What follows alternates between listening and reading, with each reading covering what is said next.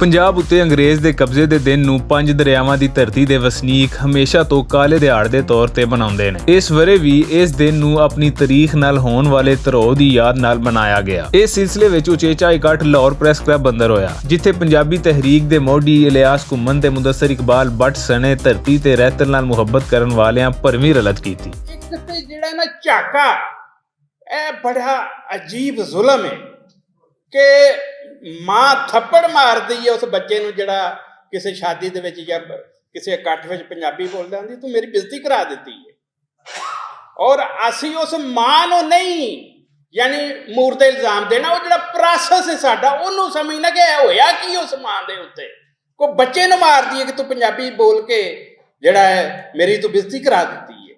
ਇਹ ਐਜੂਕੇਸ਼ਨ ਵਾਲਾ ਜਿਹੜਾ ਸਾਡਾ ਜਾਂ ਪੜ੍ਹਾਈ ਲਿਖਾਈ ਵਾਲਾ ਮਤਲਬ ਹੈ ਨਾ, ਉਹਦੇ ਨਾਲ ਜਿਵੇਂ ਅੱਜ ਮੈਂ ਤੁਹਾਨੂੰ ਦੱਸਾਂ ਕਿ 60 ਉਸਤਾਦ ਨੇ ਲਾਹੌਰ ਦੇ ਵਿੱਚ ਪੰਜਾਬੀ ਦੇ, ਔਰ ਉਹਦੇ ਵਿੱਚ 2 ਪ੍ਰਿੰਸੀਪਲ ਵੀ ਨੇ, ਬਲਕਿ ਤੀਸਰਾ ਜਿਹੜਾ ਵਾਈਸ ਪ੍ਰਿੰਸੀਪਲ ਹੈ, ਔਰ ਉਹ ਵੀ ਕੋਈ 2.25 ਲੱਖ 2.5 ਲੱਖ ਤਨਖਾਹ ਪੇ ਲੈਂਦੇ ਨੇ। ਯਾਨੀ ਜਦੋਂ ਤੁਸੀਂ ਰੋਜ਼ਗਾਰ ਨਾਲ ਕਿਸੇ ਜ਼ਬਾਨ ਨੂੰ ਜੋੜਦੇ ਹੋ, ਇੱਕ ਤੇ ਅਸੀਂ ਜਿਵੇਂ ਰਜ਼ਾਕਾਰ ਹਾਂ ਬਚਪਨ ਤੋਂ ਪੈਦਾਇਸ਼ੀ ਤੌਰ ਤੇ ਹੀ, ਜਿਹੜਾ ਪਹਿਲਾ ਜਲੂਸ ਨਿਕਲਿਆ ਸੀ ਉਹਦੇ ਵਿੱਚ ਸ਼ਾਮਲ ਸਾਂ 1970 ਦਾ, ਜਿਸ ਤੋਂ MA ਪੰਜਾਬੀ ਸ਼ੁਰੂ ਹੋਈ ਸੀ। ਯਾਨੀ ਇਹ ਕੋਈ ਮਜ਼ਾਕ ਥੋੜੀ ਹੈ ਤਹਿਰੀਕ। ਜਿਹਨੇ ਕੱਢਿਆ ਸੀ ਉਹ ਵੀ ਬੱਟ ਸੀ, ਮੁਸ਼ਤਾਕ ਬੱਟ, ਉਹਨੂੰ ਅਗਲਿਆਂ ਫੜ ਕੇ ਮਾਰਸ਼ਾਲਾ ਦੇ ਦੌਰ ਉੱਤੇ ਇਸ ਮਾਰ ਰੋਡ ਉੱਤੇ ਨਿਕਲਿਆ ਸੀ ਚੇਰਿੰਗ ਕਰਾਸ ਤੱਕ ਜਲੂਸ। ਪੰਜਾਬੀ ਨੂੰ ਅਸੀਂ ਉਹ ਮੁਕਾਮ ਨਹੀਂ ਦਵਾ ਸਕੇ ਜਿਹੜਾ ਦਾ ਇਸਤਿਹਕਾਕ ਸੀ। ਮੇਰੀ ਮੁਰਾਦ ਯਕੀਨਨ ਇਹ ਹੋਵੇਗੀ ਕਿ ਪੰਜਾਬੀ ਨੂੰ ਰੋਟੀ ਰੋਜ਼ੀ ਨਾਲ ਜੋੜਿਆ ਜਾਂਦਾ, ਪੰਜਾਬੀ ਨੂੰ ਜ਼ਰੀਆ ਤਾਲੀਮ ਬਣਾਇਆ ਜਾਂਦਾ, ਸਾਡੀ ਨੌਜਵਾਨ ਨਸਲ ਪੰਜਾਬੀ ਪੜ੍ਹਦੀ ਹੁੰਦੀ ਲਿਖਦੀ ਹੁੰਦੀ।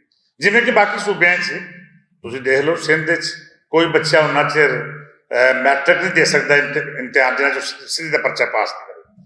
ਪਖਤੂਨਖਵਾ 'ਚ ਵੀ ਸੂਰਤ ਹਾਲ। ਬਦਕਿਸਮਤੀ ਹੈ ਕਿ ਪੰਜਾਬ ਵਿੱਚ ਅਸੀਂ ਪੰਜਾਬੀ ਤਾਲੀਮ ਹੀ 1972 ਵਿੱਚ ਤਕਰੀਬਨ ਸ਼ੁਰੂ ਕੀਤੀ। ਪੰਜਾਬੀ ਦਾ ਸ਼ੋਭਾ ਕਾਇਮ ਹੋਇਆ ਤੇ ਫਿਰ ਅਸੀਂ ਪੰਜਾਬੀ ਪੜ੍ਹਨ ਵਾਲੇ ਪਾਸੇ ਤੁਰੇ। ਲੇਕਿਨ ਫਿਰ ਨਤੀਜਾ ਇਹ ਕਿ ਨਿਕਲਿਆ ਕਿ ਅਸੀਂ ਉੱਤੋਂ ਦੀ ਬਜਾਏ ਥੱਲਿਆਂ ਦੀ ਬਜਾਏ ਉੱਤੋਂ ਸ਼ੁਰੂ ਹੋਏ। ਅਸੀਂ MA ਪੰਜਾਬੀ ਆਂਦਾ, ਫਿਰ ਖੁਸ਼ਕਿਸਮਤੀ ਨਾਲ BA ਪੰਜਾਬੀ ਆ ਗਈ, FA ਪੰਜਾਬੀ ਆ ਗਈ, ਮੈਟ੍ਰਿਕ ਪੰਜਾਬੀ ਆ ਗਈ। ਲੇਕਿਨ ਸਾਨੂੰ ਚੂੰਕਿ ਬਿਊਰੋਕਰੇਸੀ ਦਾ ਸਾਹਮਣਾ ਸੀ, ਸਾਡੇ ਨਾਲ ਜ਼ਿਆਦਤੀ ਹੋਈ ਕਿ ਸਕੂਲਾਂ 'ਚ ਪੰਜਾਬੀ ਨਿਸਾਬ 'ਤੇ ਲਾਗੂ ਕਰਤਾ ਗਿਆ, ਲੇਕਿਨ ਪੰਜਾਬੀ ਟੀਚਰ ਹੀ ਮੁਹੱਈਆ ਨਾ ਕੀਤੇ ਗਏ, ਜਿਹਦੀ ਵਜ੍ਹਾ ਤੋਂ ਨਵੀਂ ਨਸਲ ਪੰਜਾਬੀ ਜ਼ੁਬਾਨ ਪੜ੍ਹਨ ਤੋਂ ਮਾਰੂਮ ਹੋਈ। ਮੈਂ ਸਮਝਦਾ ਖੁਸ਼ਕਿਸਮਤੀ ਸਾਡੀ ਕਿ ਸਾਡੇ ਅਕਾਬਰੀਨ ਜਿਨ੍ਹਾਂ 'ਚ ਇਲਿਆਸ ਘੁੰਮਣ ਸਾਹਿਬ ਸ਼ਾਮਲ ਨੇ, ਬਾਕੀ ਬਹੁਤ ਸਾਰੇ ਦੋਸਤਾਂ ਦੀ ਪਿਛਲੇ 30 ਸਾਲਾਂ ਦੀ ਕੋਸ਼ਿਸ਼ ਤੇ ਮਿਹਨਤ ਹੈ ਕਿ ਪੰਜਾਬੀ ਹੁਣ ਆਪਣਾ ਮੁਕਾਮ ਹਾਸਲ ਕਰਨ ਵਾਲੇ ਪਾਸੇ ਤੁਰ ਪਈ।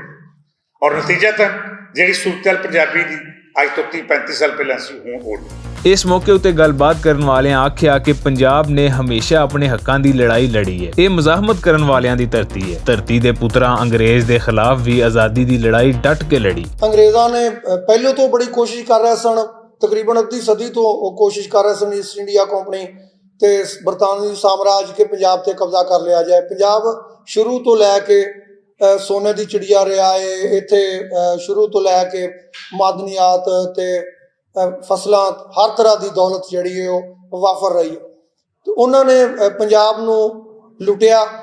ਤੇ ਖਾਸ ਗੱਲ ਇਹ ਵੇ ਕਿ ਉਹਨਾਂ ਨੇ ਜਦੋਂ ਪੰਜਾਬ ਤੇ ਕਬਜ਼ਾ ਕਰ ਲਿਆ, ਉਸ ਵੇਲੇ ਜਿਹੜਾ ਸਭ ਤੋਂ ਵੱਡਾ ਦੁਖਦਾਇਕ ਜਿਹੜੀ ਗੱਲ ਹੈ ਉਹ ਇਹ ਹੋਈ ਕਿ ਉਹਨਾਂ ਨੂੰ ਪਤਾ ਸੀ ਬਰਤਾਨਵੀ ਸਾਮਰਾਜ ਨੂੰ ਕਿ ਅਸੀਂ ਇਹਨਾਂ ਨੂੰ ਲੜ ਕੇ ਕਦੀ ਵੀ ਫਤਹ ਨਹੀਂ ਕਰ ਸਕਦੇ। ਇਸ ਲਈ ਇਹਨਾਂ ਦੀ ਪਛਾਣ ਮਕਾਉਣ ਲਈ ਇਹਨਾਂ ਦੀ ਜ਼ਬਾਨ ਮਕਾ ਦਿਓ। ਅੱਜ ਅਗਰ ਅਸੀਂ ਪੰਜਾਬ ਦੇ ਵਿੱਚ ਰਹਿ ਕੇ ਵੀ ਸਾਡੇ ਬੱਚੇ ਪੰਜਾਬੀ ਤੋਂ ਦੂਰ ਹੁੰਦੇ ਜਾ ਰਹੇ ਨੇ, ਤੇ ਇਹ ਬੜਾ ਅਲਮੀਆ ਸਾਡੇ ਦੇ ਨਾਲ। ਔਰ ਯਕੀਨਨ ਸਾਡਾ ਜਿਹੜਾ ਇਹ ਮੌਜੂ ਰਹਿੰਦਾ ਹੈ ਗੁਫ਼ਤਗੂ ਦਾ ਵੀ ਔਰ ਆਪਸ 'ਚ ਬੈਠ ਕੇ ਗੱਲਬਾਤ ਦਾ ਵੀ, ਕਿ ਅਸੀਂ ਮਹਿਫਿਲ 'ਚ ਤੇ ਸ਼ਾਇਦ ਅਸੀਂ ਪੰਜਾਬੀ ਦੇ ਬਾਰੇ 'ਚ ਬੜੇ ਵੱਡੇ ਵੱਡੇ ਦਾਅਵੇ ਕਰਨੇ ਆ, ਲੇਕਿਨ ਘਰ ਦਾ ਬੂਹਾ ਵੜਦੇ ਹੀ ਸਾਡੀ ਜ਼ੁਬਾਨ ਬਦਲ ਜਾਂਦੀ ਹੈ। ਉਹ ਹੁਣ ਸਾਰੇ ਅਸੀਂ ਵੀ ਮੇਰੇ ਖਿਆਲ ਦੋਹਰੀ ਸ਼ਖਸੀਅਤ ਦੇ ਮਾਲਕ ਹੋ ਗਏ ਹਾਂ। ਅਸੀਂ ਵੀ ਚਾਹੁੰਦੇ ਹਾਂ ਸਾਡੇ ਬੱਚੇ ਤਰੱਕੀ ਕਰਨ, ਤੇ ਤਰੱਕੀ ਦਾ ਜ਼ਰੀਆ ਜਿਹੜਾ ਨਾ ਉਹ ਸਿਰਫ ਹੁਣ ਅੰਗਰੇਜ਼ੀ ਲੱਗਦੀ ਹੈ। ਪੰਜਾਬ ਵਾਸਤੇ ਅੰਗਰੇਜ਼ ਦੀ ਆਮਦ ਜਿਹੜੀ ਨਾ ਉਹ ਸਭ ਤੋਂ ਜ਼ਿਆਦਾ ਜੋ ਮੈਂ ਸਮਝਦਾ ਉਹ ਪੰਜਾਬੀਅਤ ਦੇ ਖਿਲਾਫ ਹੋਈ। ਇੱਕ ਤੇ ਉਹਨਾਂ ਨੇ ਕਲਚਰ ਬਦਲਤਾ, ਬੋਲੀ ਬਦਲਤੀ, ਅਰਬੀ ਤੇ ਫਾਰਸੀ ਵਾਰੀ, ਰਹਿਣ ਸਹਿਣ ਦਾ ਤਰੀਕਾ ਬਦਲਿਆ। ਕੰਮ ਉਹਨਾਂ ਨੇ ਚੰਗੇ ਵੀ ਕੀਤੇ ਇਜਤਮਾਹੀ ਤੌਰ ਤੇ, ਲੇਕਿਨ ਮਜਮੂਈ ਤੌਰ ਤੇ ਪੰਜਾਬੀਅਤ ਨੂੰ ਉਹਨਾਂ ਨੇ ਬੜਾ ਨੁਕਸਾਨ ਦਿੱਤਾ ਔਰ ਉਹਦਾ ਇਹ ਅਸਰ ਹੈਗਾ ਕਿ ਅਸੀਂ ਆਪਣਾ ਤਸ਼ੱਖੁਸ ਹੀ ਰਹਿਣਾ ਤਕਰੀਬਨ ਖੋ ਚੁੱਕੇ ਹਾਂ। ਨੀ ਆਓ ਸਈਓ ਰਲ ਦਿਓ ਨੀ ਵਧਾਏ, ਆਓ ਨੀ ਸਈਓ ਰਲ ਦਿਓ ਨੀ ਵਧਾਏ, ਮੈਂ ਵਰ ਪਾਇਆ ਓ ਮੈਂ ਵਰ ਪਾਇਆ, ਮੈਂ ਵਰ ਪਾਇਆ ਰਾਜਾ ਮਾਹੇ, ਆਓ ਨੀ ਸਈਓ ਰਲ ਦਿਓ। ਸਾਨੂੰ ਜਿਹੜੀ ਚੀਜ਼ ਅੱਜ ਤੱਕ ਬੜੀ ਦੁਖਦੀ ਹੈ ਉਹ ਅੰਗਰੇਜ਼ਾਂ ਦਾ ਆਉਣਾ ਹੈ।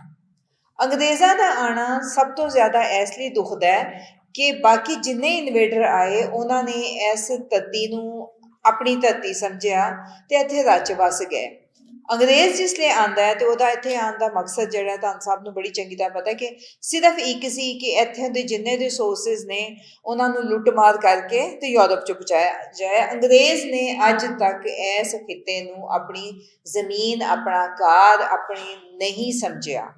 ਤਨ ਦਾ ਮਾਸ ਖਵਾ ਦਿੰਦਾ ਹੈ, ਜਿਹੜਾ ਇਹਨੂੰ ਪਿਆਰ ਕਰੇ ਕੋਈ ਵੀ ਜਬਰਨ ਕਰ ਨਹੀਂ ਸਕਦਾ। ਵਿੰਗਾ ਵਾਲ ਪੰਜਾਬੀ ਦਾ ਕੋਈ ਵੀ ਜਬਰਨ ਕਰ ਨਹੀਂ ਸਕਦਾ। ਤੇ ਘਰ ਵਿੱਚ ਇੱਜ਼ਤ ਕਮੀ ਹੈ, ਮਾਂ ਬੋਲੀ ਦੀ ਘਰ ਵਿੱਚ ਇੱਜ਼ਤ ਕਮੀ ਜਿੰਨੀ ਵੇਖ ਰਿਹਾ ਦੇਸ਼ ਪਰਾਏ ਕੀ ਹੋਵੇਗਾ ਖਬਰੇ ਹਾਲ ਪੰਜਾਬੀ ਦਾ। ਸਾਨੂੰ ਆਪਣੇ ਘਰ ਦੇ ਵਿੱਚ ਇਹਦਾ ਹਾਲ, ਇਹਦੀ ਜ਼ਿੰਦਗੀ, ਇਹਨੂੰ ਸੰਵਾਰਨਾ, ਇਹਨੂੰ ਖੂਬਸੂਰਤ ਬਣਾਉਣਾ ਇਹ ਸਾਡਾ ਕੰਮ ਹੈ ਜੇ ਅਸੀਂ ਕਰ ਸਕਨੇ। ਬਾਕੀ ਅੱਲਾ ਮਾਲਿਕ ਹਿੰਮਤ ਨਹੀਂ ਹਾਰਨੀ ਚਾਹੀਦੀ। ਦੂਰ ਦੂਰ ਹੈ ਨਾਮ ਮਸ਼ਹੂਰ ਹੋਇਆ, ਰਹੇ ਵਸਦਾ ਮੁਲਕ ਪੰਜਾਬ ਤੇਰਾ, ਵਾਰਿਸ ਕਹਿਣ ਤੈਨੂੰ ਵਾਰਿਸ ਸ਼ਾਹ ਹੈ ਤੂੰ ਹੋ।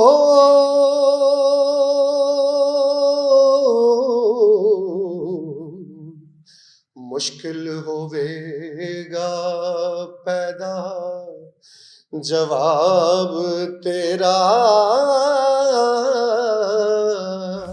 ਇਕੱਠ ਦੇ ਪ੍ਰਬੰਧਕ ਤੇ ਲਾਹੌਰ ਪ੍ਰੈਸ ਕਲੱਬ ਦੇ ਸੈਕਟਰੀ ਅਬਦੁਲ ਮਜੀਦ ਸਾਜਿਦ ਹੋਰਾਂ ਆਖਿਆ ਕਿ ਪੰਜਾਬ ਦੀ ਮਜ਼ਾਹਮਤ ਦੀ ਗੱਲ ਹੋਵੇ ਜਾਂ ਰਹਿਤਲ ਦੀ, ਇਸ ਧਰਤੀ ਦੇ ਪੁੱਤਰਾਂ ਹਮੇਸ਼ਾ ਆਪਣੀ ਪੱਗ ਦਾ ਸ਼ਿਮਲਾ ਉੱਚਾ ਰੱਖਿਆ। ਸਾਨੂੰ ਇੱਕ ਪੰਜਾਬੀ ਦੀ ਤਰਵੀਜ ਜਾਂ ਪੰਜਾਬੀ ਜੋ ਵੀ ਕਹਿੰਦੇ ਨੇ ਇੱਕ ਕਮੇਟੀ ਬਣਾ ਦੇਣੀ ਚਾਹੀਦੀ ਹੈ ਲਾਹੌਰ ਪ੍ਰੈਸ ਕਲੱਬ ਦੇ ਪਲੇਟਫਾਰਮ। ਇਹ ਮੇਰਾ ਸਮਝ ਲਓ ਅੱਜ ਜਿਹੜਾ ਮੈਂ ਬੈਠਾ ਸੋਚ ਰਿਹਾ ਸੀ, ਮੈਂ ਕਿ ਮੈਂ ਕੀ ਗੱਲ ਕਰਾਂ। ਅੱਛਾ ਫਿਰ ਮੈਂ ਕਿ ਸੋਚਿਆ ਚਲੋ ਕੋਈ ਥੋੜਾ ਜਿਹਾ ਕਦਮ ਅੱਗੇ ਵੱਧ ਕੇ ਦੇਖੀਏ, ਕੋਸ਼ਿਸ਼ ਤੇ ਕਰੀਏ। ਤੇ ਉਹਦੇ ਚ ਸਾਨੂੰ ਜਿਹੜਾ ਨਾ ਮੁਦੱਸਰ ਇਕਬਾਲ ਭੱਟ ਸਾਹਿਬ ਵੀ, ਬਾਬਾ ਨਜਮੀ ਸਾਹਿਬ ਵੀ, ਇਲਿਆਸ ਘੁੰਮਣ ਸਾਹਿਬ ਤੇ ਡਾਕਟਰ ਕੰਵਲ ਸਾਹਿਬਾ ਤੇ ਬਾਕੀ ਪੰਜਾਬੀ ਦੇ ਹਵਾਲੇ ਨਾਲ ਜਿਹੜੇ ਵੀ ਦੋਸਤਾਂ ਨੂੰ ਸਮਝਦੇ ਹੋ ਉਹਨਾਂ ਦੀ ਸਾਨੂੰ ਜ਼ਰੂਰਤ ਹੈ। ਪੰਜਾਬ ਉੱਤੇ ਕਬਜ਼ੇ ਨੂੰ ਭਾਵੇਂ ਲੰਬਾ ਅਰਸਾ ਬੀਤ ਗਿਆ, ਪਰ ਅੱਜ ਵੀ ਜਿਹੜਾ ਨਫ਼ਰਤ ਦਾ ਬੀਜ ਉਸ ਬੀਜਿਆ ਅਸੀਂ ਉਹਦੀ ਫਸਲ ਹੀ ਵੱਢ ਰਹੇ ਹਾਂ।